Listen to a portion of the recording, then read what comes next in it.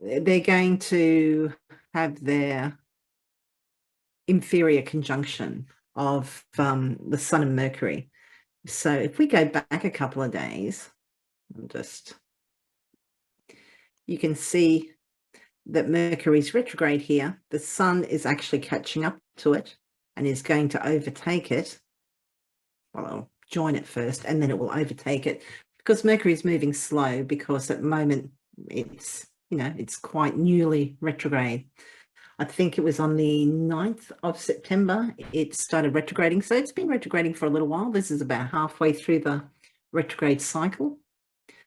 And yeah, we did a video about Mercury retrograde, which went into a lot of detail about the retrograde shadow period and all what you can expect depending on what house it's in. And we'll link to that as well.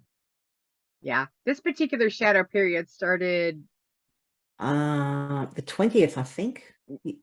Yeah. Was it? Yeah, 20th of August it started, and it'll go to about the 16th of October.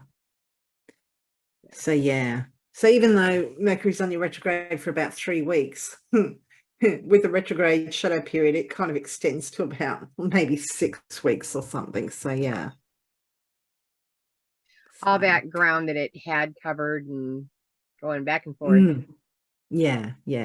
But I mean, Mercury, it retrogrades about 3 times a year. So this is happening quite often. So when Mercury retrogrades, yes, we get like snafus, we get problems like, breakdowns of cars, electronics, or, messages lost or mishandled, or there's miscommunications. But, this is kind of like, it's not huge stuff. Whereas like when Mars is retrograde, Mars only retrogrades every 2 years.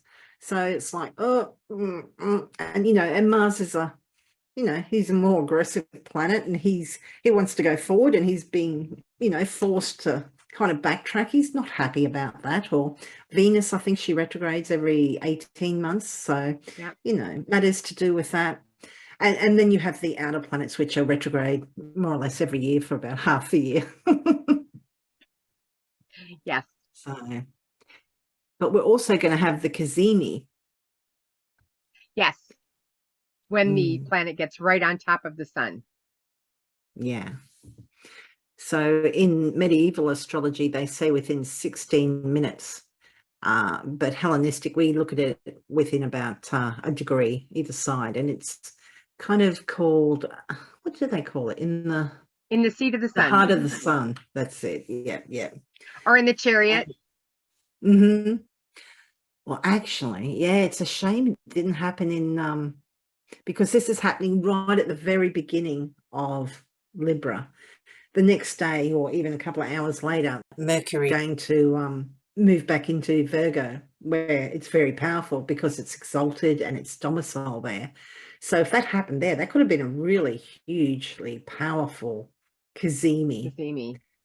But it's happening in Libra, where it's not that powerful. Oh, though, look at that. It's an 8.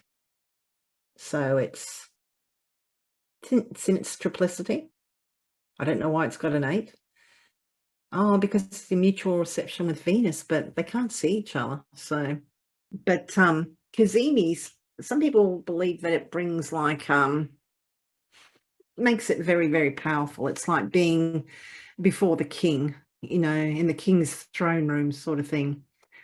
Medieval astrologers, a lot of them believe that it's like somebody's been really sick, like maybe on death's door, and they kind of recovered enough that, yes, they're out of that kind of life and death situation, but they're still recovering. I can kind of understand that, because leading up to that, if a planet is within 15 degrees, give or take, of the sun, it's kind of burnt up or it's damaged, 8 degrees, it's combust, it's kind of burnt up and damaged. But within 15 degrees, it's like it's hidden by the sun because the sun is so bright.